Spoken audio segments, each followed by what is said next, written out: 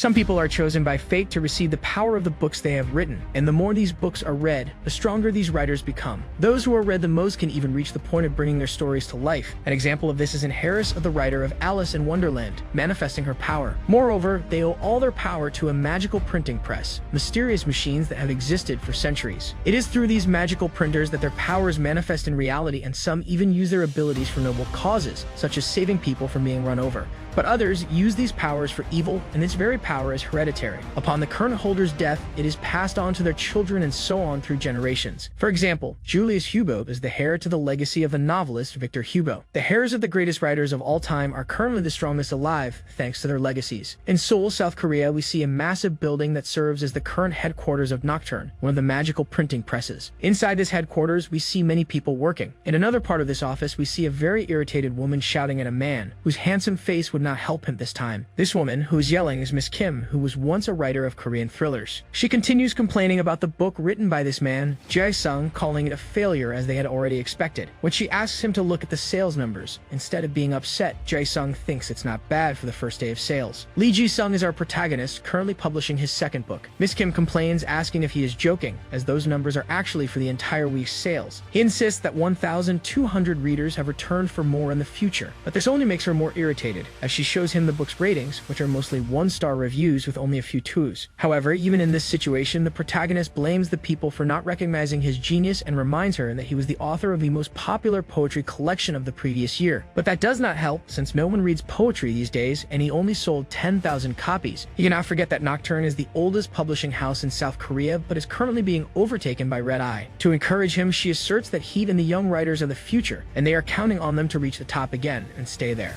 She gives as an example K-pop star, the current bestseller, who holds the title of the youngest writer to reach rank B at just 23 years old. He wrote an office romance novel and was asked to follow this example, but Jae-sung was not pleased and mocked the idea. However, she yelled that she was serious, grabbed a book from the shelf, and slammed it onto the table. She told him he had only 1 week to read and write a story that could actually sell before leaving the room. Jae-sung complained that all of this was annoying, but the writer in the cubicle next to him said he should keep his head up since Miss Kim believed in him, which is why she acted this way. He also pointed out that if she didn't believe in him, she would have already fired him. This brown-haired young man is Kim Seo-jun, also called Salim, who is also an E-rank writer despite having 31,000 readers with only 1 published book. He tells the protagonist to stop being so stubborn and just accept the advice. Unfortunately, he is right, and Jae-sung acknowledges that they should be grateful to be working there, considering where they came from. Just to tease him, Salim comments that the protagonist enjoys when Miss Kim scolds him. After Jae-sung acknowledges this, time passes and he is now at home, lying in bed, calmly reading the book Miss Kim recommended. While reading, he wonders why the book is so terrible, so cliched, with a ridiculous and fake romance. However, in the end, he admits that he started to get interested in the story, even though it annoyed him. It seems that was K-pop star's intention all along. At that moment, he simply tossed the book onto the table, as it was time to rest. He would think about it more the next day. After falling asleep, the protagonist begins to hear someone calling his name inside his head. In his dream, he is a child happily running towards his mother. Apparently, she hadn't seen him in a while. After commenting on how much he had grown and how it was getting harder to lift him, he proudly declared that he was becoming a man. His mother asked who had told him that he was becoming a man, then added that he still had a long way to go before growing up and truly becoming one. However, at that moment, she was interrupted by knocking on the door, and a brown-haired woman named Hai-jin went to see who it was. Meanwhile, the protagonist's mother said she would tell him a bedtime story, and the boy immediately requested Robin Hood since he was really cool. Their conversation was completely interrupted by a scream from Hai-jin. The protagonist's mother immediately ran towards the sound, opening the door and discovering Hai-jin's body lying on the floor, already reeking, with a whole group of people standing behind it, ready. One of them wore small glasses and held a massive hammer. Meanwhile, little Jae-sung asked his mother what was happening as he had followed her, but before he could finish speaking, she grabbed him and started running, desperately fleeing the house by jumping out of the kitchen window. After hitting the ground outside, Jae-sung held onto her tightly. She kept running away, but suddenly, a knife slashed through her shoulder, causing her to fall to the ground. When they looked back, the person who had thrown the knife and was now approaching was none other than the hammer-wielding man from earlier. He said she was really a difficult woman to find, but that finally, according to him, he had managed to track her down. He stated that both she and her son would die to pay for her sins, but being a good mother, she threw her son away from her, urging him to keep running while she stayed behind to take the blow.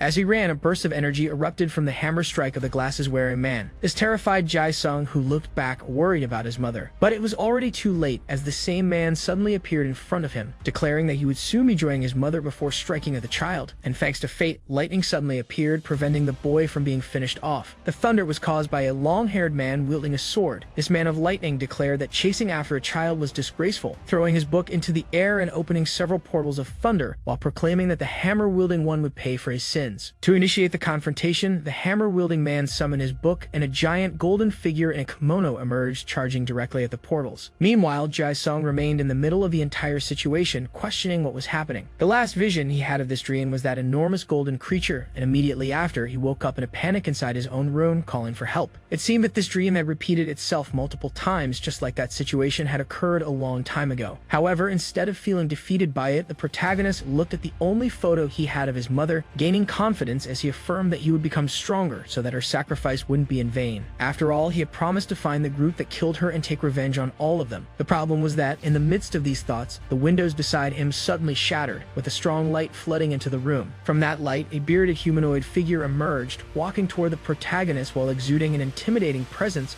calling out to him as if he were his son. In a completely unexpected turn, the figure declared that he would leave his power and the bloodline of his family to the protagonist, then entered inside him like a spirit, leaving him in a state of panic. The next morning, the protagonist questioned what was happening, as all these dreams were incredibly strange. In the dream, it had seemed as though his room had exploded, leaving him covered in cuts. As he put on his glasses, he finally realized that his room was, in fact, devastated with a massive hole in the middle of the wall. Since there wasn't much he could do about it at the moment, he decided to head straight to work, figuring he could deal with the broken window later. He didn't want to get fired. As he walked, he realized he really had no other choice. If he was going to become stronger, then he would write this historical novel, already thinking of some cliches, like an assassin dying during a mission and reincarnating as a duke. It was worth mentioning that, according to his records, he was listed as a secret heir of Victor Hugo, meaning that the spirit man from before was actually Hugo himself. A little girl noticed that Jae-sung was a writer and pointed it out to her mother, who told her not to interrupt him. The protagonist noticed the girl staring at him with sparkling eyes as he thought of another idea, one where one of his victims reincarnated as a princess. Just then, Selim came running toward him like a madman, shouting for his friend. When they finally met, Selim remarked that every time he saw the protagonist, he was working, so it seemed like he hadn't changed at all since the orphanage. Putting that conversation aside, Selim immediately asked if Jae-sung had seen what had happened in Paris last night, as it had been absolute madness. However, Jae-sung denied it, saying he had more pressing concerns. He had a horrible dream that he couldn't even remember, and he figured it was because of the storm. Maybe a lightning strike had shattered his window. Selim immediately cut him off, calling him crazy for not having seen anything about the Hugos. The protagonist, recalling the previous night, asked if he was referring to Victor Hugo's family, and that was exactly the case. The night before, Emile Hugo had died. According to the news, he had already been sick, but the real issue was that during the transfer of Victor Hugo's legacy to Julius Hugo, a bomb had exploded. This shocked the protagonist, who wondered if someone had actually attempted to take the lives of the most powerful writers on Earth. He mocked Selim, calling it ridiculous, but Selim insisted, even showing him the news article, since Jae-sung didn't believe him. Incredibly, the only confirmed survivor so far was Julius Hugo, who had been rescued from the ruins but was still in critical condition at the hospital. Selim analyzed the situation more deeply. If the person behind this attack had managed to kill an apostle and almost assassinate the heir of the world's most famous family, something that had never happened before, it meant they had taken advantage of the ceremony. The protagonist pointed out that the succession ceremony had left Julius vulnerable in that situation. Selim affirmed that whoever planned this had thought it through carefully, since this would have been one of the only chances to kill Julius. He had already been at an S-rank level even before absorbing his ancestors' power. Under normal circumstances, Julius would have been able to stop the bomb on his own. After all, he already had over 600 million views on his books. This left the protagonist in awe, as Julius had achieved that with just 2 published books. But with his own ego in play, he declared that he would reach that level too, just like Julius did. Then he called his friend to hurry up. They were already late for work. On the way, Selim comments that the protagonist still only has 12,000 reads and is far from reaching that milestone of 600 million. However, the protagonist insists that he still has plenty of time since he is much younger than Julius. But like a buzzkill, Selim points out that the protagonist is only 18 years younger than him. Once they enter, they begin their typical writing routine, with time passing until it's almost nighttime. As the sun sets, the scene shifts directly to a bar where the protagonist finds himself. He is already drinking with Selim, talking about how romance novels are difficult to read because they're boring and even worse to write. Selim starts teasing him again, saying that with those baby blue eyes of his, he must have had plenty of romantic adventures, so writing them should be easy. But Jae-sung doesn't let that slide and fires back, making fun of Selim's princess hair, saying that he looks like the CEO from the K-pop star story he's been reading. The problem with this entire situation is that their conversation draws a lot of attention. Some people around them start commenting on how that particular book is absolute trash, wondering how it even got published in so many copies, maybe just to hand out concert tickets. However, the conversation is interrupted by a man with black hair and yellow highlights who asks if they are really talking about K. This man is Yu Yo-woo, a rookie writer and the creator of the book series Artix. Despite being new, he is already a rank D writer with 160,000 readers. Selim recognizes him as a colleague of K himself and even mentions that his series takes place in the North Pole. Of course, since both Selim and the protagonist are rank E, they immediately try to play it off, pretending they were actually talking about a friend. But then Yo returns to the protagonist, and being the reckless person he is, Jae-sung blurts out that he was actually referring to the singer K, not the writer. Yo becomes visibly irritated and demands that they stop saying nonsense about K, claiming that he is the most talented and prodigious writer Korea has ever seen. On top of that, he is the youngest to reach rank B and the pride of hand press.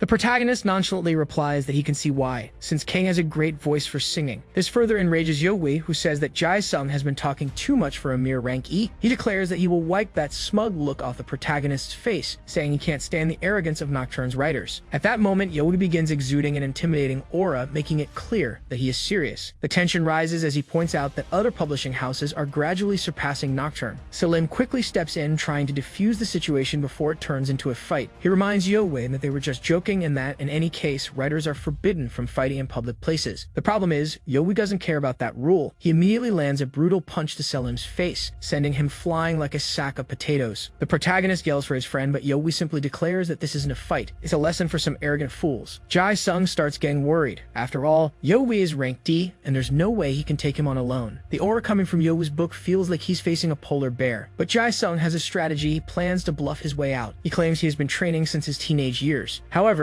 Yo-woo isn't interested in hearing any stories. He immediately launches a powerful kick at Jae-sung's face, which he barely manages to block. Even though he blocked it, the impact sends Jae-sung flying backward, crashing into the wall and nearly knocking him out. After that blow, Yo-woo coldly states that this should serve as a lesson and starts walking away. The problem is, the protagonist isn't one to go down after a single beating. He calls out to Yo-woo, saying it's incredibly rude to interrupt people while they're still talking. He even sarcastically asks if no one ever taught him proper manners. Jae-sung gets back up as if he wasn't even hurt, at least managing to see the next attack coming. Even so, he isn't that strong, and on top of that, he's been drinking for a while, which is slowing him down. Still, he believes he has a chance. His defiance infuriates Yo-woo, who charges at him again, warning that he should have kept his mouth shut. He swings at Jae-sung, but by sheer luck, the protagonist manages to dodge, taunting Yo-woo by calling him too weak for a rank D. During the flurry of attacks, Jae-sung seizes an opening and lands a solid knee strike to Yo-woo's stomach, calling him slow. He follows up with a punch that sends Yo-woo stumbling backward, declaring that ranks don't matter when you have good technique. After delivering those sharp remarks, Jae-sung rushes over to check on Selim, but just as he starts running toward his friend, a sudden, excruciating headache hits him, forcing him to his knees. A system, one that only the audience can see, appears, indicating that a simulation is in progress and that around 100,000 readers are being added to his total count. However, because these simulations are too advanced for a mere rank E like him, he is experiencing unbearable pain. Behind him, Yo is walking forward, seething with humiliation. Losing to a mere rank E in front of his friends is utterly disgraceful. Now that he has already lost once, he decides to take things seriously. He raises his hand and summons his book, activating the ability he unlocked at rank D. From it, he draws a dagger that looks eerily similar to one used by Sung Jinwoo. He brandishes the blade, threatening the protagonist, and prepares to attack. Even his own friends tell him to stop, warning that this could become dangerous for him if discovered. But he doesn't listen. He charges at the protagonist, exuding his aura while dramatically spinning his knife. He declares that he's furious and wants to finish this now, already preparing to stab. Luckily, Selim had already regained consciousness and threw a chair straight at Yobu's head. This audacity only enraged him further, and he turned his attention to Selim, declaring that he would test the knife on him first. This time, it wasn't a joke.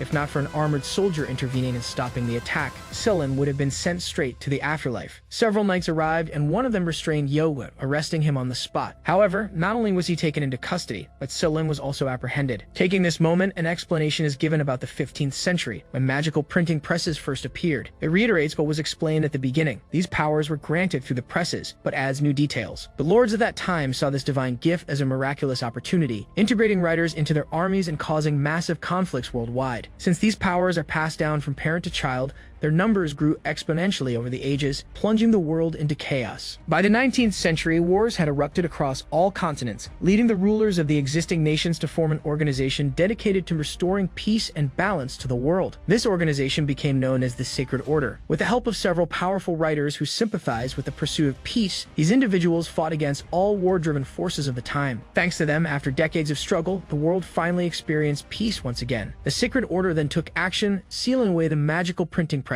Today, the quotas set by the Sacred Order remain in effect, determining the maximum number of books each country can print. These countries then divide their allocations among their publishing houses. In the modern era, the 21st century, publishing houses have become the world's most valuable corporations, and the writers who own them are the most powerful individuals on the planet. Some even rise to rule entire continents, such as Harry Shakespeare, the 12th King of England. The duty of publishing houses is to discover new talent and help them reach major milestones by launching bestsellers. Failure to do so could result in losing part of their quota in the following year. This intense competition naturally leads to conflicts between writers from rival publishing houses. The Sacred Order is responsible for punishing any writers who violate the established laws. Returning to the protagonist, he is sitting in front of the police station and seems to be having a half-awake dream. In this vision, Julius Hugo appears before him, saying that he has finally found him and calling him brother. However, just at that moment, Selim appears, calling out to the protagonist. Selim calms Ji-sung, who is visibly startled and questions why he was sleeping on the sidewalk, incredulous that he actually spent the entire night there. Ji-sung explains that he dozed off for a bit outside and admits that ever since the fight the previous day, he has still been suffering from a severe headache. When he woke up, everyone else was already gone. Upon asking the bartender, he learned that they had all been arrested. Even after heading straight to the station to explain the situation, the authorities didn't allow Ji-sung to see Selim. However, Selim seems unbothered, thanking Ji-sung for his concern and explaining that the Sacred Order arrested him because they believed he was involved in the bar fight alongside Yowei. He acknowledges that he was lucky the knights arrived before Yowei could use his dagger, but Ji-sung is clearly displeased with the situation. He demands to know why Selim didn't reveal that the protagonist was actually the one who started the commotion. Selim's reasoning is simple. Ji-sung doesn't have a well-known book or a large reputation, and he didn't want Nocturne to have yet another reason to fire him. Even so, Ji-sung doesn't think it's fair and insists that he will tell the truth so Selim won't get into further trouble. However, Selim stops him, asking if he has considered what would happen if they kept Ji-sung locked in a cell for the rest of the day. According to Selim, today is certification day, and the Sacred Order would never simply release him just because he asked. Doing so would essentially doom his career. Selim himself was only released because he had a friend in a high position. Ji-sung asks if it was Miss Kim who got him out of trouble, but Selim shakes his head. Instead, he reveals that the person who rescued him was none other than their favorite K-pop star, K. Naturally, this revelation shocks the protagonist. Selim goes on to explain that K even apologized on Yo's behalf for his behavior. At that moment, a limousine pulls up beside them. The person inside calls out to Selim and Ji-sung, inviting them to get in. They have something to ask them. Selim asks the protagonist to at least be polite. Inside the car, we see the protagonist and Selim talking with Yo and K himself, who apologizes for what happened earlier,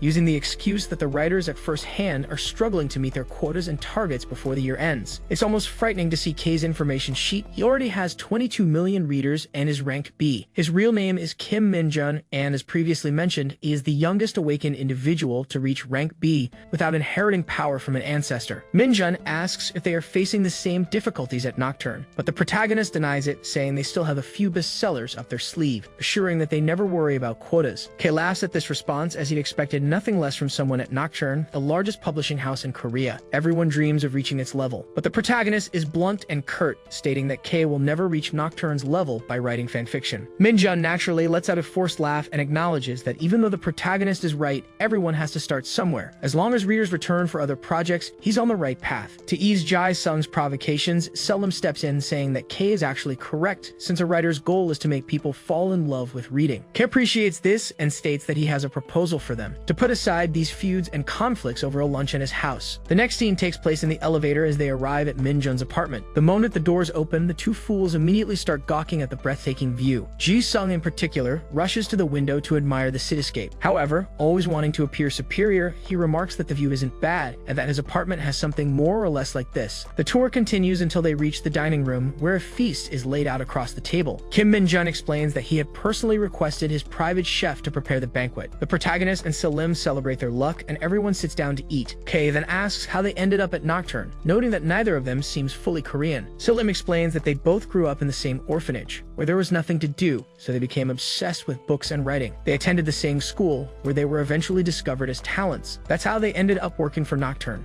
Kei acknowledges how difficult it must have been and praises their hard work in getting to where they are. But the ever-arrogant protagonist simply says that they were always gifted writers, so it wasn't difficult. That's why the best publishing house recognized their talent. Yo, who had been listening to the conversation, immediately refutes the protagonist's words, claiming that Nocturne won't remain the best for much longer. Kate, maintaining his polite demeanor, admits that First Hand has great ambitions but acknowledges the gap between them and Nocturne. He then takes the opportunity to ask if this is their first year as writers, meaning they'll soon be attending the certification ceremony. Salim confirms this and says they should probably head out soon, as they need to rest and freshen up before the ceremony. However, Kei insists that they stay since he has a private spa they can use. At this moment, the smug Kei continues, saying it's nothing special, but that it meets his needs. The spa opens with a fingerprint scan, and just this small spa alone is twice the size of the protagonist's entire apartment, as we saw earlier. With that, they all get into the water and start chatting, a classic guys in their underwear scene. The protagonist admits that he can relax here for a while, only to be met with a jab from Yowei, who sneers that Jae-sung will remain in E-rank forever if he keeps thinking like that. Jae-sung is about to argue, but the ever-patient Selim steps in, agreeing that Yowei is right. They need to work hard to climb the ranks. He also thanks Minjun for letting them use the facility. He promises that there will be no more trouble between Nocturne and First Hand. Meanwhile, Jae-sung bluntly states that he accepts Yo's apology, even though Yowei never actually apologized. The protagonist then gets up to leave, calling for Salim. But before leaving, he makes a point to ask what the symbols on the pool floor mean. Minjun casually responds that he let the architect decide the design. It's probably something from Germania, he adds. However, Salim appears to recognize the symbol. His expression changes to one of deep concern as he stares at it in distress. Something about it is very strange. Sometime later, outside in an alley, we see Salim walking toward a woman and thanking her for meeting with him so early. He then asks her to analyze the symbols he saw at Kim Minjun's spa. Before leaving, he managed to secretly take a photo, and the woman assures him that she will contact him if they discover anything. Salim speaks seriously, warning that they should be careful when searching for information because if these symbols are what he thinks they are, it's best for everyone to remain discreet.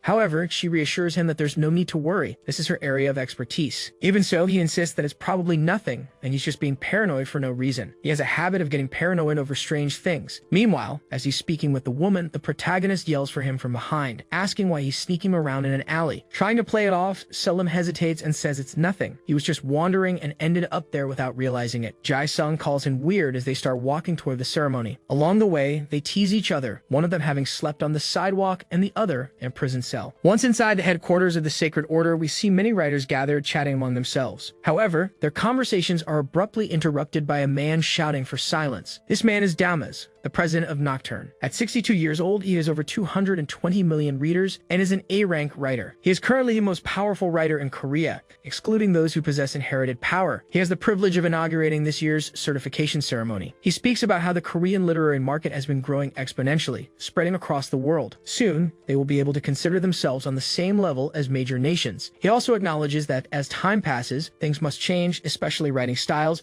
which will become more youth-oriented. Taking advantage of the moment, he congratulates First Hand and its president Park for bringing the publishing house to the peak of the Korean market in just a few years. Park is a C-rank writer with 4 million readers. At 48 years old, he is a businessman who owns multiple record labels. He also looks highly suspicious, grinning with a cigar in his mouth. Meanwhile, Salim and the protagonist whisper to each other, agreeing that this old man Park is incredibly shady. He's probably up to something to stay on Dama's good side. Returning to his speech, Damas also congratulates a woman who, for the first time, managed to surpass the annual sales of all others. Helena Hemingway, the president of Red Eye, is of unknown age, but she is already an A-rank writer with 640 million readers. She is currently the strongest person in Korea, possessing inherited power. Just the sight of this remarkable woman is enough to make the young writers go wild, including Salim. However, the protagonist remains steadfast, questioning whether she isn't too old for all of them. Damas then addresses the recent tragedy in Paris, making it clear that they will become more vigilant. They must fight against the terrorists who threaten the world. Since they are Korea's next generation of writers, they must uphold the sacred burden and maintain peace on Earth. To officially begin, he calls upon an apprentice from Red Eye, Kim Seong-guk, and the process continues for a few more participants. Meanwhile, Selim remarks that after all this time, he and Jae-sung have finally made it. They are about to take the oath. The young man from earlier places his hand on a technological console that displays all his specifications such as height, age, weight, his writer's alter ego, and most importantly, the number of readers who have seen his works, an impressive 188,000. Upon receiving his certificate, the crowd applauds. However, Selim questions why the guy's name is Aiden Dragonborn. He then asks Jae-sung if he's really not going to choose a writer's name, to which the arrogant protagonist simply responds that he doesn't need one. His real name is already perfect and suits him. At that moment, a young writer suddenly approaches, suggesting that the protagonist should reconsider. To enter the international market, it would be beneficial to have a pseudonym. This is Han Wongan, known by his pen name Evander. He is 28 years old, a C-rank writer with 2.5 million readers, and has only published 2 books so far. Jae-sung thanks him for the advice but insists that he doesn't need any tricks to sell in the national market. Even Evander acknowledges that Miss Kim has spoken highly of him. Meanwhile, Salim, standing off to the side, asks Wanjin how he chose his pseudonym. Wanjin takes this as an opportunity to boast about being the best thriller writer in Korea this year and the most promising young writer at Nocturne. Finally, he explains that his pen name Evander was inspired by a world champion boxer. Additionally, it's a tribute to his favorite writer, Altar the Just, who was also one of the greatest commanders his Sacred Order ever had, until he was killed in the terrorist attack on Notre Dame Cathedral. That's why he chose Evander the Just. Selim remarks that it's a good name and states that his own pen name will simply be Salim, as a way of honoring his mother's family. However, Evander questions whether just Salim will be enough, and the protagonist agrees, pointing out that there are already dozens of writers with that name. As they discuss this, Salim is called to complete his certification. He steps up calmly for the scan, and his reader count updates to 31,000, though he remains an E-rank writer. This leaves the protagonist stunned, realizing that Salim's chosen name truly wasn't taken. Either way, the next person called up to complete the certification is our protagonist. He reflects on how it took him an entire year to finally become a real writer. Now we see the conversation between the Sacred Order official and the protagonist, as well as the participants before him. The official congratulates the protagonist on his hard work and for finally being worthy of becoming a writer. He is instructed to take the oath in the name of the Sacred Order and choose his pseudonym. However, the protagonist outright refuses. He will use his real name. All he has to do is place his hand on the screen and recite the oath. He swears not to do evil, not to fight his fellow writers in public spaces, and above all, to remain loyal to the Sacred Order. With that, the process is complete. The Sacred Order official reminds him to update his profile on their website. But at that exact moment, the number of readers begins updating, encountering an error while analyzing the initial 12,000. It jumps to 30,000, error again, then 100,000, 500,000, then 10 million, 500 million, and continues past 30 billion. Of course, everything turns red and alert status. The panel suddenly declares the protagonist as an S-rank writer. The doors slam shut, locking everyone inside as they frantically question what's happening, until the system itself initiates a call to an inquisitor. Even the members themselves started to panic, asking what was happening, but the scientists didn't know either. We then see the moment when the machine began calling the inquisitor, and a member of the order opposed it, demanding that they turn it off, as it was unnecessary to interrupt the inquisitor with something like this. However, he answered far too quickly for that, and the one who answered, according to the protagonist's thoughts, was Saint Alaric. This man immediately asked, without hesitation, who was interrupting him in the middle of his work. The scientist quickly apologized for the whole situation, claiming that the machine was giving incorrect readings, and he promptly ordered his colleagues to investigate the cause of the error. Alaric then asked if the scientist was absolutely sure that this was indeed a mistake. The light soon returned to blue, and the protagonist's reader count stabilized back to 12,000. The scientist was clearly both relieved and nervous, stating that the alert had ended and there was no need to worry. He then apologized for interrupting Alaric and promised that it would not happen again. But the psychopathic Alaric gave a sinister smile as he commented that if a rank S had actually appeared in the country, it would have been very interesting. However, he then turned his attention to a man in front of him who was begging for mercy. Leonardo Swag, Harris Deacon Swag. The problem was that he had a bloodline that was forbidden by the Sacred Order. Alaric remarked that a rank S would have been far more interesting than the vermin he was currently dealing with, as he declared checkmate in the chess game he was playing against Swag. As soon as he placed the piece, the man attempted to run, crying for help, but was immediately stopped by a set of chains controlled by Alaric. With a cold and unwavering voice, Alaric completely condemned the man's bloodline to extermination. Using the chains, he tore the man apart completely, leaving nothing behind. The same executor then looked at his phone and told the scientist that if, for any reason, they gave people such a great false hope again, it might end up costing them all their lives. And with that, he hung up, leaving an unbearably tense atmosphere in the air. Fortunately, since it wasn't the protagonist's fault, he was soon released after the Order member confirmed that he had already completed his oath and could proceed. The protagonist then approached his friends, who also joked about the situation, saying that he would now be considered an S-class heretic. The lunatic even laughed at himself, recalling how he had once said that people didn't like reading his book. Meanwhile, among the observers, Helena ordered her subordinates to find everything they could about the protagonist. Outside the ceremony, the protagonist was walking alongside Evander and Salim. Salim began to praise Alaric, while Evander commented that he was surprised the protagonist had been hired for something so simple. He speculated that they must have recalibrated the machine machine after the attack on the Notre Dame Cathedral. The protagonist said he believed it might have been a rival family trying to destroy the Hugos. Evander agreed and said they needed to find out who was behind it as soon as possible. Jae-sung then joked about how the protagonist had nearly been screwed over by a mere glitch, but even in his teasing, Justo stated that he would have killed the protagonist if it had been a real revelation.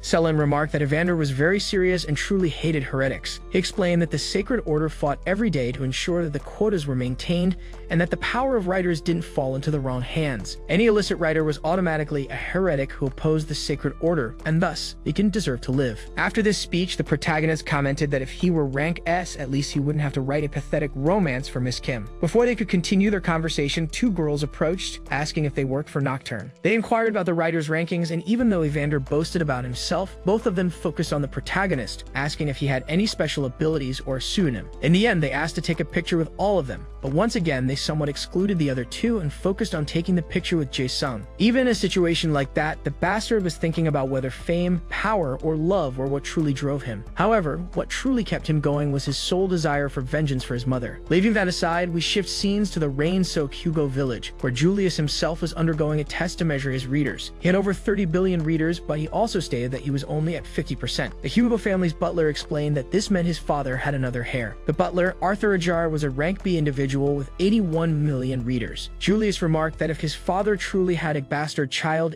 it meant that he had dishonored their family. However, all was not lost. The butler mentioned that there was a way to reclaim the part of his birthright that had been lost, but first, they would need to locate the bastard child. The problem was that it had to be done in secret, as the Sacred Order had been keeping a close eye on them ever since the attack on the Notre Dame Cathedral. Arthur Ajar stated that it wouldn't be a problem since it would take years for the other heir to fully absorb the ancestors' legacy. It was better to capture this problem while he was still vulnerable. Julius placed his trust in his butler and asked how they would find the bastard. Arthur assured him that they were analyzing all reports from the Order to identify any unusual occurrences. The best administrators had been sent all over the world, and the power of this heir couldn't remain hidden for long. It was only a matter of time before they found him. In another location, a man was sitting in a chair, analyzing a screen displaying multiple reports from all around the world. Some cases involved rank B individuals, others rank D, and so on. At the exact moment the man stated that he would find the heir no matter where he was, the screen displayed an incident in South Korea involving a rank E and a rank D, a fight between Yo and Selim. The focus then shifted to our man Selim. Back in the office where the protagonist works, we see him reading another romance novel, thinking about the plot, which is basically about another narcissistic, domineering man who manipulates a countess. But in the end, he is forgiven for everything he did, and she falls in love with him for one simple reason: he is handsome. Selim, who is also working, asks how the research for his book is going. The protagonist explains that he has been reading these books for some time, but still can't explain why he is so attracted to them. It doesn't make sense since they always follow the same formula, the same characters, and even the same plots. Our man Selim comments that the protagonist has been caught in the spell of these books, and what's scary is that he has already read about 30 of them in a single day. However, the protagonist, still wanting to maintain his style, tells him not to misunderstand,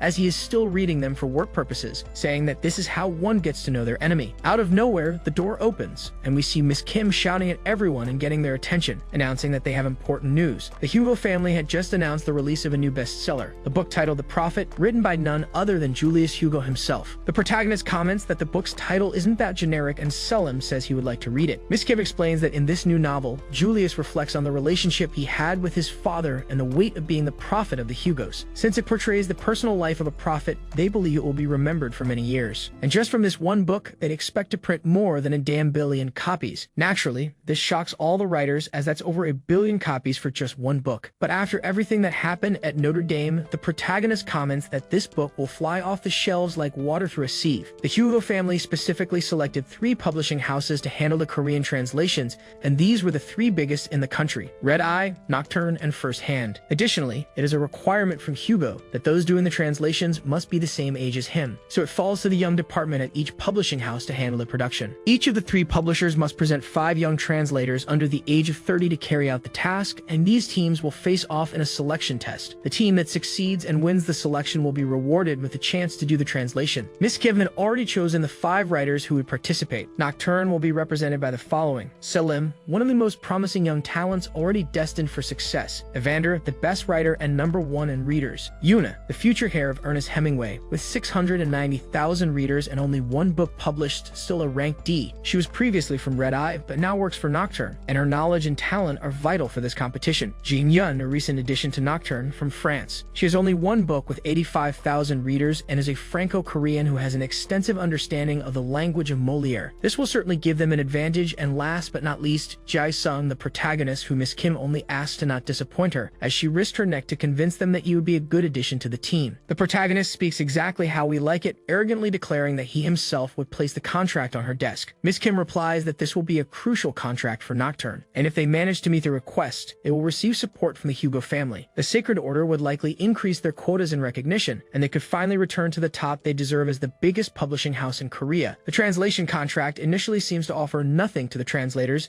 as all the power is directed toward the original author. However, simply being mentioned in the same breath as someone from the Hugo family almost guarantees that the translator's next work will be a bestseller. Jae-sung declares that this is finally their time to shine, and with Yuna and Evander on the team, victory is almost assured, according to Selim. But our man is so Sigma that he even says he barely remembered Yuna. He reflects on the fact that she is a descendant of Ernest Hemingway and also the daughter of the president of Red Eye. He truly can't believe she's working for Nocturne. But Selim explains that her relationship with her mother is completely over, so there's no way she could still work at Red Eye. Jae-sung only thinks to himself that it would be better if this girl didn't steal their spotlight, since she is likely seeking revenge against her mother through this test. She gives him a deadly glare, which he returns, and the damned Selim only now warns him that one of the powers of her family is superhuman senses and hearing. After Selim mentions this and Jae-sung receives another glare, Jae-sung jokes about it, but both of them stop paying attention to her and turn to Jean, who calls them over and asks them to work together, taking the opportunity to introduce herself. Selim introduces the protagonist and himself, but in the mind of the greatest romance reader of the moment, he's thinking about how Jeannie is so shy, she doesn't even look them in the eye. But he knows that if Miss Kim personally chose her, even though she just started working there, she must have incredible talent. Jean then asks to speak in English with them since she hasn't spoken much Korean recently. Selim, who is always the most charismatic, confirms this and explains that everyone at Nocturne is multilingual as they frequently work with foreign writers. However, the show-off joins the conversation, speaking about how the five of them will work together, but focusing on himself as the strongest, being rank C, Yuna as rank D, and the other three as rank E. This narcissist starts talking about how the protagonist's book didn't sell well and that he hasn't read many works yet, but he only gets a jab from Selim and quickly changes the subject, stating that they haven't yet witnessed Jae-sung's brilliance. Then he says that if things start to get difficult for the protagonist during a trial, he should ask for his help. But the protagonist simply says that it won't be necessary, thinking that Red Eye is not on his level.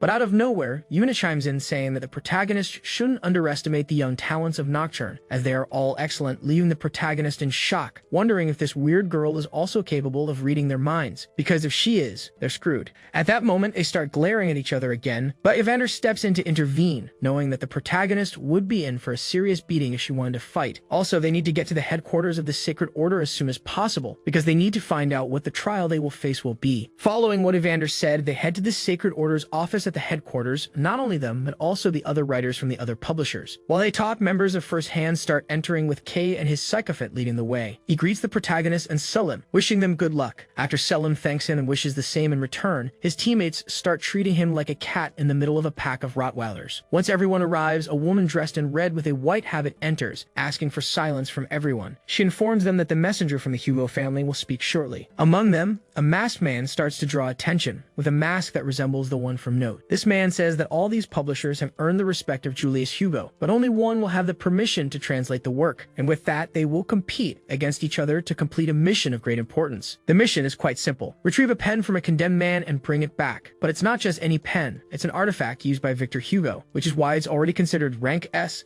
though its level of power is unknown. Logically, the protagonist questions why they would ask mere beginners to find a rank S artifact. The messenger explains that this pen was stolen from the Hugos a long time ago, and they haven't been able to track it down. However, it recently reappeared on the black market. They show an old man tied up, who is responsible for being the antique dealer who sold it to someone in Seoul.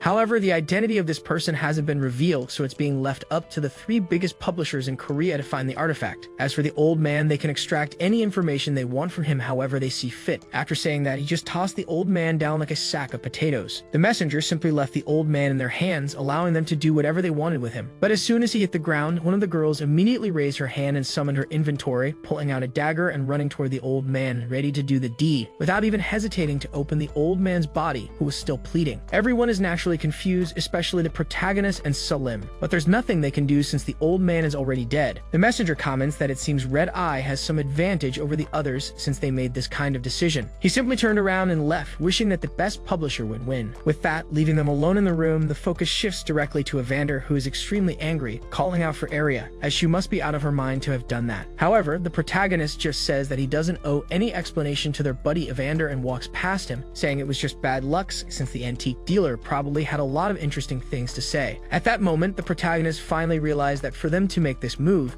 they must know something that the other publishers don't. But returning to the argument, Evander starts shouting that she had no right to do that, and whether they like it or not, she took a human life, and he invokes his book, summoning a shield while threatening everyone to tell him what they know. Selim interrupts Evander, saying that if they killed the antique dealer, they probably already had some information that he could share with everyone, so he knows who has the pen. The protagonist asks how they could have obtained such information, and Selim questions why the Hugos would give this task to a few Korean publishers when they could have tortured the antique dealer themselves and obtained the information. Then Evander starts thinking about the possibility that the antique dealer had already discovered the buyer for them, and that's exactly what Selim believes, going even further, suggesting that probably yesterday the antique dealer sold it to Korea through an intermediary working for the real buyer. Jean wonders how Red Eye could have that information. Selim suggests that the intermediary might have tried to raise the price of the pen by showing it around to create higher bids, and only the most powerful writers would think about possessing such an artifact, which would practically be limited to those with blessed or inherited bloodlines. And this logically includes the most powerful heir in all of Korea, Helena Hemingway, who is Yuna's mother. We are then explained about blessed bloodlines, which are so powerful that they cannot have more than one child. This is a condition imposed by the sacred order to prevent too many strong writers in the world. This has been the case since the 15th century when it was put into practice, and rank A or S writers cannot have more than one child, and this one child inherits the entire family's legacy. Geniuses have been passed down from generation to generation, and this is the strongest bloodline in history. Yuna states that her mother doesn't have the pen, and Salome confirms that he believes she doesn't. After all, the intermediary would still have to get close to her. And since there are many blessed families in Korea, they too must have received the proposal, meaning that Helena knows who the intermediary is. Evander comments that this is probably why Arya ended up killing the old man on orders from Mrs. Hemingway. With this, Jean immediately questions if Yuna couldn't ask her own mother if she knows anything about the pen. But Yuna immediately denies since they haven't been talking anymore, and especially because she would never help Yuna now that she works for Nocturne. But Evander confirms that they'll figure it out and Yuna doesn't need to worry. Suddenly, a man starts talking, saying that Yuna should have listened to her mother,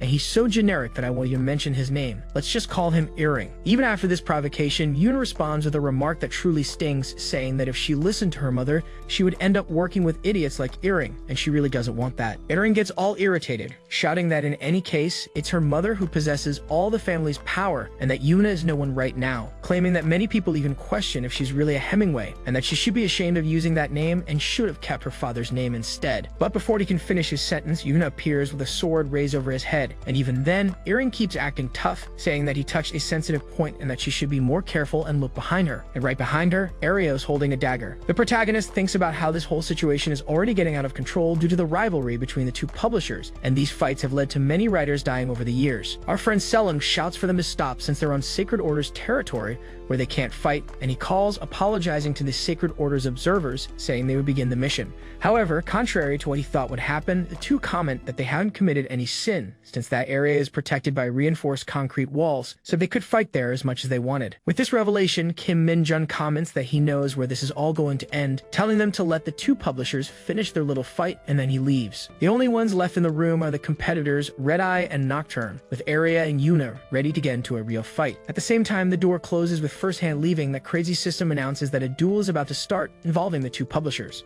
Arya asks Yuna if she really thought she would let her hurt one of her former colleagues, but of course, Yuna mocks, saying that Earring wasn't smart enough to figure that out on his own, so probably that bitch talked to him about her father. Of course, she was right, but Arya asks what Yuna plans to do about it, considering she's rank C, and not to mention Yuna is just a mere rank D. However, she confirms that she will finally show Arya that ranks mean nothing to the heirs of a blessed bloodline. Meanwhile, the cowardly protagonist is standing off to the side, commenting that the whole situation is bad since Arya is much stronger than Yuna, so of course he shouts for her to back off, stating that at this level of power, she wouldn't stand a chance. But Jae-sung didn't even finish speaking because a man with white hair appeared behind him, already exuding that standard pressure, saying that he wouldn't want to interrupt the duel. Here, I admit it's over.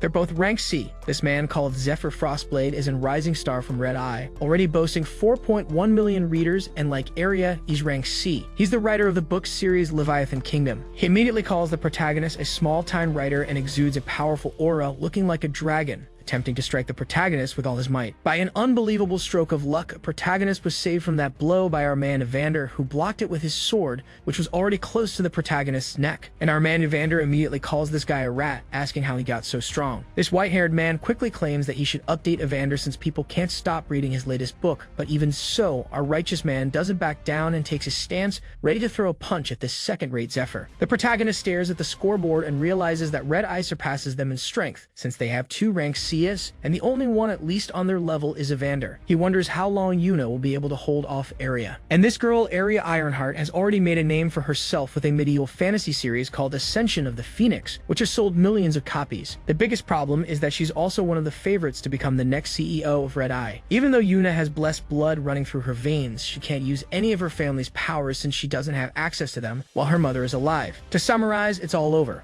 Evander yells for Salim, Jean, and Ji-sung to stay behind him since he's using a protective barrier. But that didn't help as Zephyr immediately charged forward to strike, and the two clashed in a forceful confrontation that generated a shockwave due to how strong both of them are. Zephyr tells his allies to take care of the rest of them, and sure enough, Rinquinho starts running towards Salim, asking him to dodge. But he says it right in front of the guy, so that's not going to happen. However, to the surprise of 99% of the people, someone intercepts the attack and throws him to the ground, holding him down. And it's none other than our protagonist, who's finally doing something after 5 chapters. He already says that this guy needs a muzzle and realizes without even looking that one of them is an archer and is aiming at them. But it's not aimed at the protagonist, it's aimed at Jean. Thankfully, the protagonist, who had been anticipating this, told Salim to protect her, so she didn't get hit. The problem is, Salim protected her by jumping in front of her, taking an arrow to the chest. He falls bloodied onto her, while the other girl from Red Eye, who had been missing, mocks the idea that chivalry isn't dead and kicks him like a soccer ball, sending him flying where he hits the ground all beaten up. The protagonist looks at the situation in shock, seeing his friend being beaten, and Rinquinho lands a punch in his face. The problem for everyone here is that the innate absorption of Hugo's abilities has started, and in one go, he absorbed 500,000 readers. And sure enough, he spins and delivers a violent blow to Rinquinho's head, sending him flying with a shockwave. While he gets stuck to the ceiling, his eyes now gray. While thinking that they were going to pay for this, he already defends himself,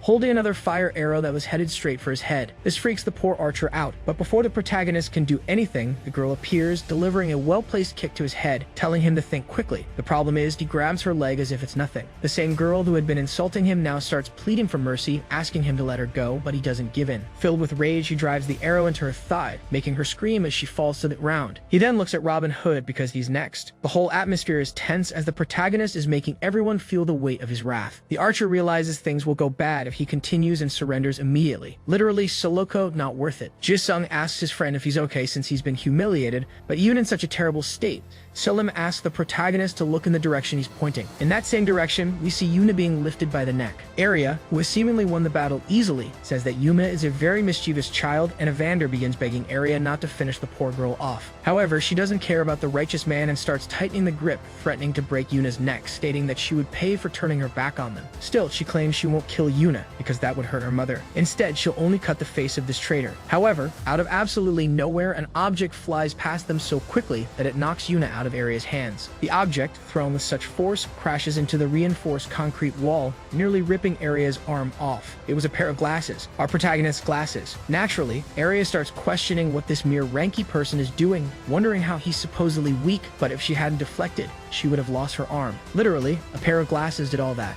Even in this situation, Area mocks Yuna, saying that her Prince Charming has finally come to save her, while also commenting that it was a big mistake for him to get involved. She begins channeling flames in her hands, stating that he isn't the daughter of her boss, so there's no reason for her to go easy on him. She uses her signature skill, Ascension of the Phoenix, summoning 2 full daggers, and she charges for the protagonist, exuding a fiery aura in the shape of a phoenix. But contrary to what she expected, the protagonist, in his badass moment, charges forward and faces her head-on. With both charging toward each other, Evander was obviously worried worried about the protagonist, who could be killed with a single slap. However, in the middle of Arya and Ji-sung, a huge purple energy appeared in bolts, exploding between them and holding both attacks back with her hands. And who appeared out of nowhere was none other than Miss Kim, who arrived just to ruin our fun as she stopped the fight. She ended up throwing both troublemakers against the walls, stopping them and saying she knew this would happen. Arya declares that all of them who are part of Nocturne will pay, and on the other side, the protagonist gets up as if nothing had happened. And this was an attack from Kim herself. She comments that even though Arya is one of the brightest of the entire generation, she still has much to learn, so she should stop and think, since no one would win from this duel. Kim asks her if she really thought this was the first time a big family like the Hugos had a competition between publishers for their affection. They basically do this to divide and weaken them, ensuring that the quotas are met. But Arya doesn't take this well, calling her on vacation, explaining that the best publishers need to work with the best writers. However, Kim interrupts, stating that she was in the same position as Arya over 20 years ago. During the publisher wars in Korea, which ended with the destruction of one of the largest publishers in the country, Scrollgate, some, including Evander himself, had even lost relatives during this incident, which started with a simple competition, just like the one they're doing right now, and ended up plunging the entire country into chaos. Arya was about to continue arguing, but her friends showed up, calling for them to leave since they didn't need to stay there anymore. Even though she didn't want to, she accepted to leave, but didn't miss the opportunity to threaten the protagonist one last time. After that, they all began to leave, leaving our guys behind with Selim all battered on the floor.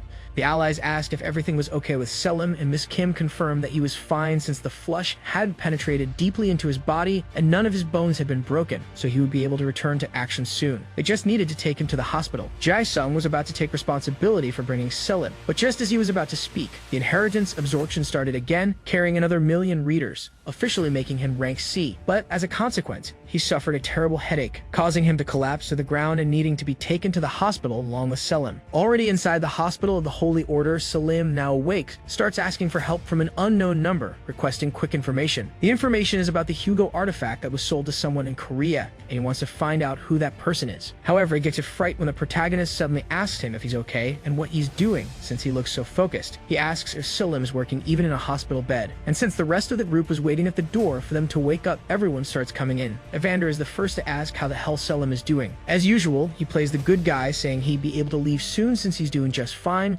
which is impressive considering how badly they had messed him up. It had only been one day, and he was almost ready to fight again. Even though he doesn't want to admit it, he thanks Ji-sung as he saved the day. Even Evander starts congratulating the protagonist for saving Jean and Selim, and of course for defeating all the rank E members of Red Eye alone. But the funny thing is that the protagonist gets irritated by this situation, thinking about how he had forgotten that he also saved Yuna. And with all this going on, Evander apologizes to them for what happened since it was his responsibility to protect everyone. Moreover, he promises to do everything he can to protect everyone he can if there's a next time. Jean also thanks Selim since he almost died saving her. But in the most unnecessary scene ever, the guy takes off his shirt to show he's fine, and even the protagonist, who without his glasses looks like generic NPC number 7, tells him to put his shirt back on. Yumin is another one who interacts, handing the protagonist his glasses since she fixed them. As he takes them, he also waits for a thank you for saving her life, staring at her. But in the end, she truly thanks him, and without warning, the protagonist panics, thinking that she really can read his mind. After all this, the protagonist affirms that it is their duty to protect each other, and that they have a pen to find no matter what. The strange thing is that when he puts his glasses back on, instead of seeing better, his vision becomes blurry. The fool doesn't connect the fact that he faced off with a rank C to the fact that he no longer needs glasses. While the protagonist talks to the others, Selim, who had been more isolated in his bed, receives a notification from that number confirming that they had found the trail of the pen. It was sold on Seoul's black market to none other than the leader of the forbidden publisher by the Holy Order, Scrollgate. Returning directly to the Hugo family's house, it's still raining as it seems the sky is depressed. Arthur Ajar himself is calling the messenger they sent to Washington. He reads about a case happening there where a writer caused a train derailment. When the officer answers, he immediately informs that the writer Conrad Peter, who was accused of causing the derailment, was actually falsely accused, as he was on board and had tried to prevent the derailment. In this case, his power wasn't strong enough to stop the derailment, so he definitely isn't the person they're looking for. Once he gives the information and hangs up, the next officer contacts him, and it's the one from Seoul. It's about the fight between rank D and rank E at the bar. But this officer speaks casually, considering himself Ajar's favorite. He talks about not believing he was sent to the other side of the world to solve this problem since he had many plans. Ajar coughs and tells him to be careful since Julius is present and watching the conversation.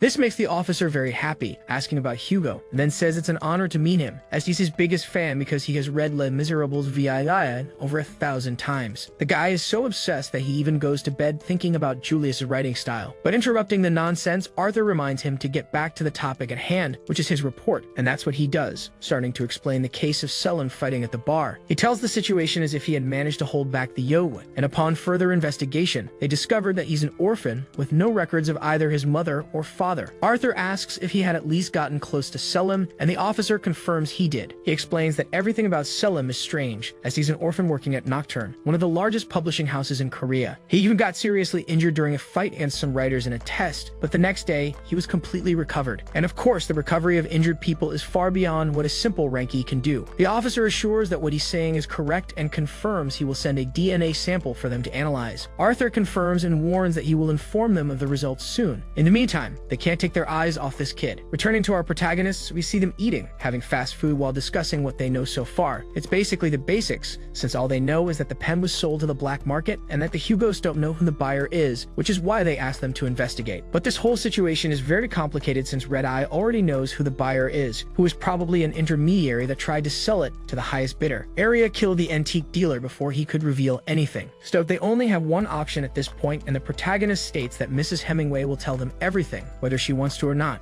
At this point, Yuna gives him a glare and Selim comments that he doesn't think it will work, since she's the strongest writer in Korea. The worst part is that Yuma says she would never help them, as in any case, her mother is bragging about Red Eye surpassing Nocturne's sales for the first time. Jae-sung thinks about how everyone disagrees with each other's ideas, but to try to understand, he asks what happened between them for them to dislike each other so much. She only says that the protagonist has nothing to do with it, giving a sharp retort. When Selim was about to say they're going nowhere with these arguments, the unknown number sends him another message, and this number provides information about Scrollgate doing business with an antiquarian with ties to the criminal underworld, who calls himself the Lord of Business. The contact for Selim is very competent, as he even sent the guy's address, and most importantly, warned him to be careful, as this dealer is dangerous. Trying to play it off, Selim comments that he has an idea, but poor guy is immediately threatened by Yuna, without even saying anything. But since it has nothing to do with her mother, he continues, saying it's about an antique store he used to visit to buy forbidden books. He excuses himself by saying that they have many foreign items there, and since the clientele is all suspicious, the owner might be someone important in the black market. The problem is that Evander asks why he was in a forbidden store, since this is a sin for a writer. And again, Selim gives the excuse that he wanted to learn about his enemy's works. And the protagonist, as usual, crazily claims that even heretics have talent. Jean joins the conversation, saying that she doesn't quite understand since where she comes from, which is France, there aren't many heretics left. So she asks if there are many in Korea, to which Selim replies that heretics are very common in Korea as they established themselves there. Most of them arrived in the 19th century when the Holy Order was formed. It was complete chaos because writers had gone out of control, with their powers being far beyond the standard due to generations accumulating. And in the middle of the war, the Holy Order formed a contract with the 50 most prominent families of the time, like Great Britain with families such as Shakespeare and Dickens, and France with families like Zola and Hugo. It formed a pact to bring peace and prosperity to the world by using the powers of writers, and to do so, the rule of only one heir was established to avoid a general chaos from multiple members of the same lineage. And these are the blessed lineages today, while the others were considered heretics and hunted and exterminated by the Order. However, some of these families managed to escape and establish themselves in other parts of the world, where the Order's influence is weaker. With this, they became an organization opposing the Holy Order. That's why they're called heretics, forbidden writers who oppose the sacred lineages and the power of the Holy Order. Over time, they managed to steal some of the Holy Order's magical printers to publish their works and increase their powers illegally in hopes of one day bringing it all down. Selim explains that the heretics in Korea never stopped writing, and their books can be found anywhere if you know where to look. One can read classics like La Flore's Duel or even Sherlock Holmes. This means that the Baudelaire and Conan Doyle families are heretics, but there are also more recent works, such as a novel written by someone called Nebula, a heretic writer from Korea, but no one knows her identity. However, Evander gets really pissed off and slams the table, telling him not to mention anything about her since forbidden books were banned specifically to prevent the power of the heretics from growing. This is a violation of the writer's code, and this pissed off guy asks what Selim has to say in his defense. Jean asks them not to fight and apologizes for asking, but our main protagonist, who is gradually regaining his position, says she shouldn't worry since this issue is debated by many writers worldwide these days. Anyway, he says they should follow Selim's idea since Yuna doesn't have the courage to call her own mother. Selim even starts laughing at Yuna's situation, annoyed with the protagonist, but then he feels a pain in his head, and we see that the pain came from someone pulling a bit of his hair. With that, we go directly to the officer, who is handing over the strand of hair to a man, asking him to investigate it as quickly as possible. In the center of a very well-lit part of the city, we see the protagonist with the chaotic team. It almost looks like the red light district, as two women immediately start complimenting our protagonist, saying they like men in uniform, while a few drunk men stare at Jean. Poor Jean sticks close to Selim, who takes advantage of the situation. The protagonist asks if Yuna isn't scared now that she's no longer part of her mother's big publishing company. But in the end, they continue searching for the store Selim mentioned, though they are intercepted by 3 young people who ask if they want to see a magic trick. One of them approaches her, hand outstretched to touch her face, asking if she wants to go to his room, claiming he could take very good care of her. He doesn't even finish speaking before taking a kick right between the golden balls. The rest of the group just continues walking without paying him any attention. Finally, after walking for a while, Selim finds the store they were looking for. It only opens at night, and Evander comments that he is disappointed Selim would go to such a place when he was younger. However, the protagonist comments that Evander will change his mind once the owner reveals where the pen is, but they still have no certainty that he'll give them useful information. So he enters, noticing that the place is almost like a smaller library filled with old books and items. The protagonist thinks to himself that he's never felt so many different items in one place, and at that moment he looks at a pen nearby, feeling incredible power emanating from it. At that same moment, a man with blonde hair appears by his side and explains that this is the Deductor's pen. It's a rank artifact that once belonged to Sir Arthur Conan Doyle, and the entire Sherlock Holmes series was written with this very pen, as well as its sequels. But Evander, being annoying, starts asking if such an artifact should be destroyed, since Conan Doyle's family was considered heretical by the Holy Order. However, the blonde-haired man says that it's just a replica, so they need not worry. But as he still hadn't introduced himself, he finally says who he is, Jack, and he immediately asks what they are looking for. Selim steps forward, telling Jack that they are looking for a very special item recently sold in Korea, which was codenamed the Pen of the Condemned. This artifact once belonged to the Hugo family. However, the young man just says that if something of that level had reached Korea and entered the market, his boss would have already heard about it. When Selim asks about this boss, Jack confirms that it's an antique dealer known as the Master of Business. At this point, Jack is on a call, but he says it won't take long, and in the meantime, he offers to give them a small tour of the store. He begins by presenting one of their finest pieces, a golden chandelier. He says that Charles Dickens himself wrote his works at night under the light of that same chandelier, and over the years it has absorbed the energy and creativity of its former owner. Any writer who writes under the light of that chandelier will gain supernatural inspiration. Evander comments that it's precisely an item like that that the protagonist needs and says he'll buy it, but when Jack mentions that the last offer they received was 50 million and they still turned it down, Evander's face goes from smiling to depressed, and the rest of the group laughs at his expense. Jean asks about his spear in the corner, and Jack explains that this is the Spear of Arian, wielded by the first commander of the Holy Order who reached rank A at the end of the 19th century. This man played one of the most important roles during the Order's efforts to regulate writers, and was also responsible for exterminating a large number of heretical families in Europe. While they are gathered around the spear, the protagonist and Yuna are on the other side, looking at a book, The Great Gatsby. When Jack notices their interest, he approaches, commenting that they have an extensive collection of old books, since each one is a piece of history. The book they are looking at, for example, is the first edition of The Great Gatsby, and it was also the first to come off a magical press. It still retains the energy of the author. The protagonist asks what he means by this energy. As he starts flipping through the pages, he realizes it's like entering the world of the book just by flipping through a few pages, and every part of it feels like a story he's truly lived. Jack explains that the stronger a writer is, the easier it is for other writers to absorb this energy. Jae-sung comments that he can't even imagine what he could do when he becomes rank S, and Yuna asks if he really believes in what Jack says, since he wants to surpass 1 billion readers in his lifetime. Surprisingly, he truly believes it. But breaking the mood of disappointment, Jack calls them to follow him, as his boss has probably finished his call by now. On the other side of the library, we see Selim touching a book with his energy, making it glow red. Evander notices this and seems irritated, but Selim is just the author asking them to wait for him. When they finally arrive at the door and enter, they see another room filled with books, with 2 people present, one woman who seems to be organizing things, and a man in a very stylish outfit. He realizes they are writers from Nocturne. Selim steps forward again, thanking them for accepting to see them and asking for help to track down a certain artifact. But before they continue, the man asks who gave Selim the address of this place to begin with. This question makes him extremely nervous, but Selim tries to bluff, claiming that he used to come here to buy old and banned books. Man finds this strange since he's never seen Selim before in the store. Selim makes the excuse that he's always been very discreet, and apparently this works,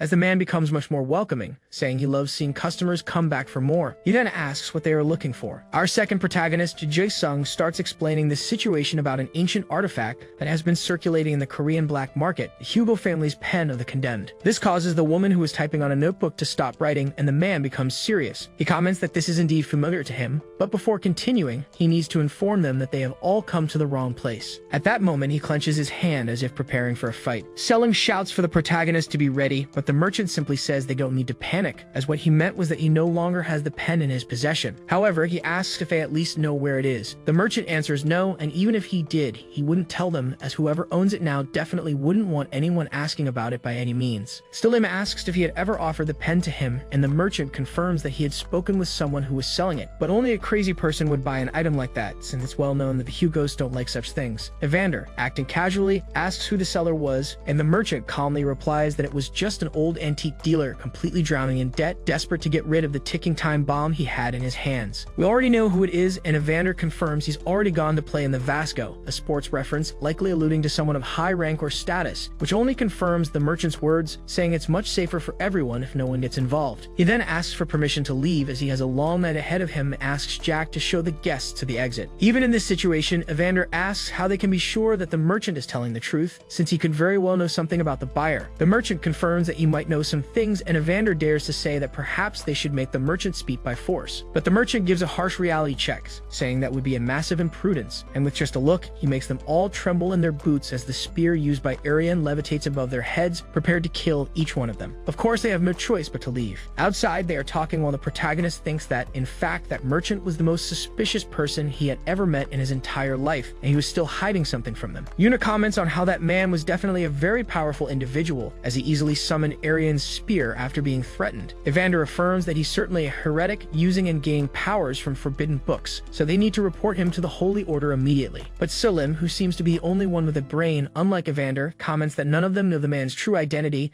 and it's very possible he's a certified writer hiding behind a pseudonym. Evander insists that in that case, they really need to go back and gather as much information as they can about him to uncover this man's true identity. But out of nowhere, he starts receiving a phone call, and when he answers, it's unexpectedly Commander Damas himself. The commander informs him straight away that he received a call from the Holy Order instructing him to give up and stay away from the store and the man they just saw. Evander doesn't take this well and asks if the commander is sure, since he has information about the pen. But the commander just tells him they need to find another way, as an apostle from Korea personally called him to inform him about this, meaning that this man is completely off limits for them. Finally, Evander agrees with something and hangs up, explaining to the rest of his companions that they should find another way to find the pen since the man is being protected by the Holy Order. This time, it's Jae-sung who gets angry and asks why the Holy Order would be protecting such a scoundrel. The protagonist asks if, for any reason, Selim also felt the strange energy inside that store. And the worst part is he did, as he was scanning the books in that library, and there were entire shelves of forbidden books. But among them, there was one single book that stood out, and he couldn't scan it because it was surrounded by a completely solid energy. And it wasn't just any energy, it was energy from Aria herself. The protagonist asks if Selim truly recognized her energy signature, and our guy confirms,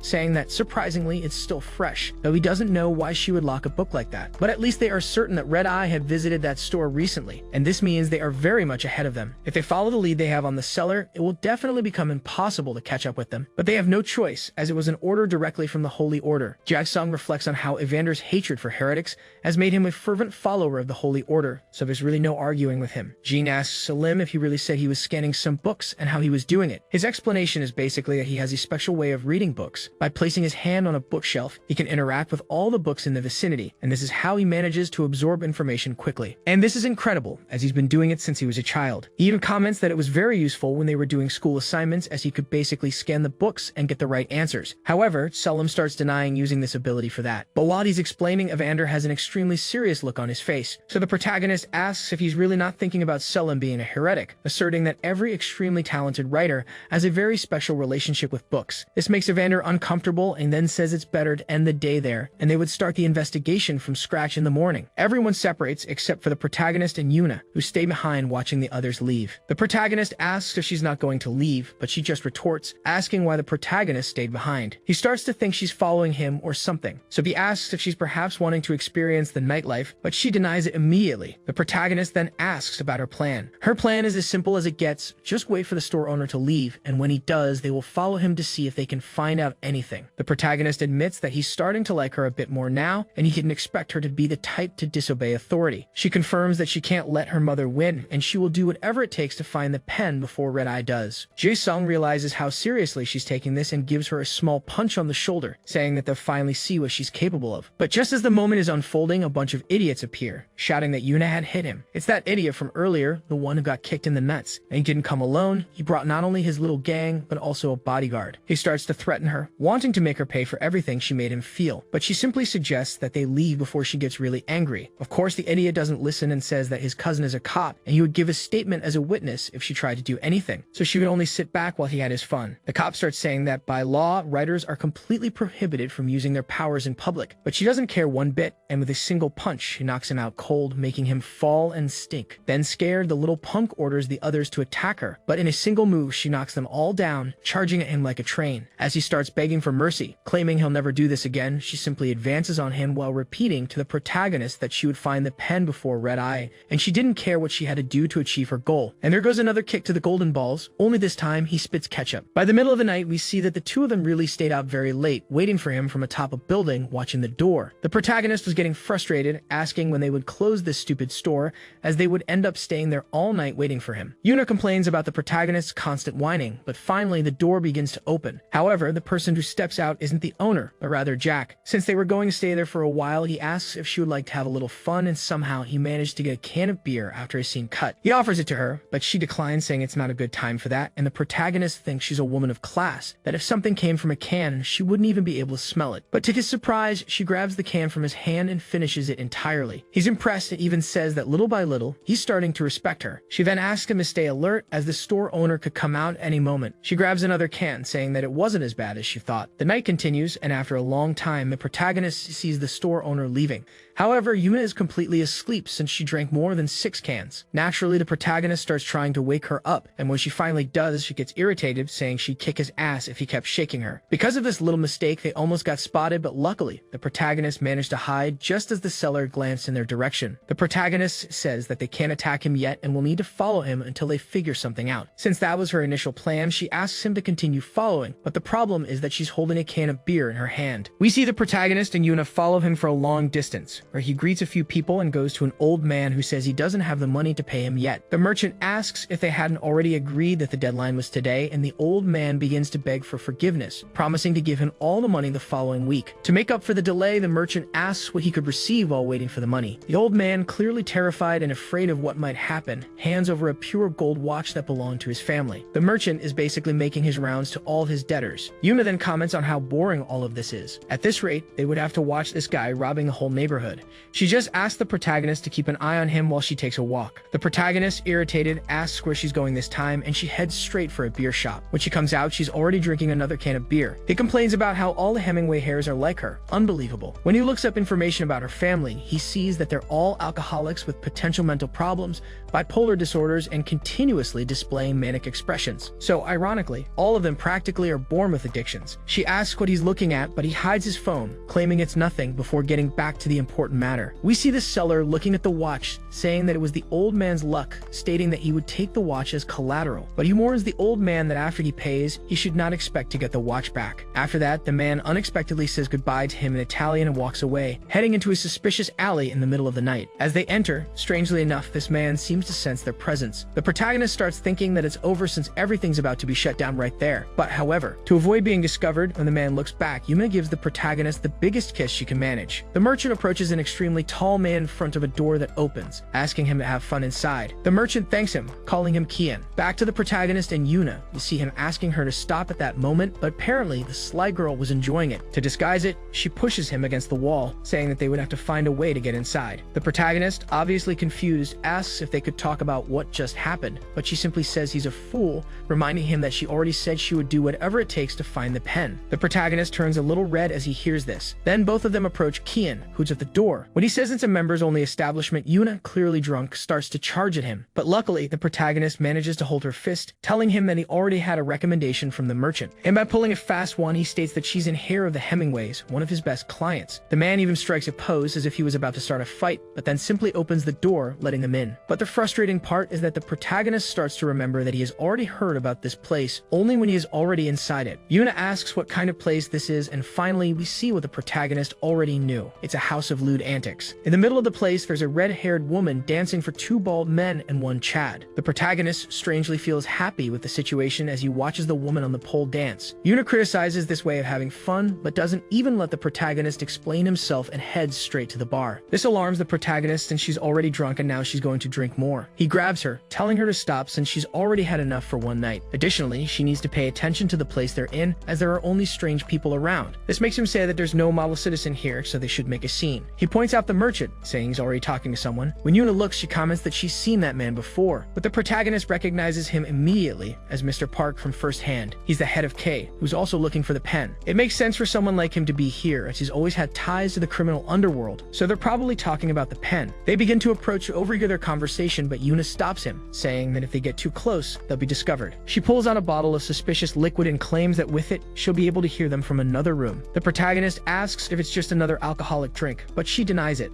It's an auxiliary drink that allows her to use the power of her bloodline, which gives her extremely sharp senses. She swallows a few drops of the liquid and her eyes immediately start to shine, making the protagonist think that this is definitely some kind of drink. But out of nowhere, she tells him to keep his comments to himself, finally confirming that she can indeed read his thoughts. She asks him to stay quiet before he can complain and focuses on listening only to the conversation between the two men. The conversation between them is about how they haven't done business in a long time, but Park says he wouldn't pay that much money for just a name. The sleazy merchant claims he's only asking for a mere $1 million, saying that for Park, it would be just pocket change. The bald man agrees but says that for just one piece of information, it's a lot. But the merchant argues that it's an investment for the contract, since he's heard that it's going to be a great and lucrative deal for whoever gets the pen. Yuna explains to Jae-sung that they're talking about the pen and the contract, and old man Park says his finances are already good enough without the contract. But the merchant knows that Park will make much more than just money with a contract like that. He could look into the faces of the presidents of Nocturne and Red Eye when Julius reveals that First Hand is the one publishing his book in Korea. And in any case, Park had already gone there, so he was too curious to back out of the situation. As he was right, Park asks who has the pen, accepting the offer. The merchant says he won't regret it, and then whispers the name. The problem is, Yuna doesn't hear it since he whispers it. This is a real twist for Park, who starts laughing and finally understands why the information was so hard to obtain. Since the hint saved a lot of work, he'll just tell Kay they're withdrawing from the race, as this simple competition could cost the lives of all the writers from his publishing company. Back to Yuma and the protagonist, he asks if she heard anything useful, and in a somewhat selfish way, she just says no, even though she knows about Park's withdrawal due to the danger. But one thing is certain, she says, the merchant knows exactly who has the pen, so they need to find a way to make him reveal who has it. The protagonist stops her, saying they need to remember they can't confront him directly. Since he's protected by the Sacred Order, they can't do anything, and besides, he's a dangerous writer on his own. And this sleazy guy has already chosen 2 girls to accompany him tonight. The protagonist even suggests following him, that they can't react impulsively, like trying to attack him. But she looks at him confused, making him think she might have gotten drunk because she's acting sober. He then asks if she's okay, but it's one of those moments everything's fine. After some time, they finally enter a private room, making it impossible to keep following him. And the idiot Jae-sung keeps asking what she thinks they're going to do in there, with a smile on his face. They can only wait until they're done, but the protagonist was talking to himself because Yuna, who's crazy, was practically opening the door. By luck, the protagonist notices and stops her from opening it, since they would get into an unprecedented problem if the person inside found out they were there. But in Yuna's mind, she can hear everything happening inside, so she just kicks the door open without a care and breaks in, telling the women to leave because they need to talk to the businessman. As they leave, the businessman states that they have no manners. While talking about how they already know each other, he realizes they are the young ones from Nocturne, but this time it's just the noisy duo. The protagonist already thinks they're screwed. Meanwhile, the businessman asks if the warning from the Sacred Order made the others run away.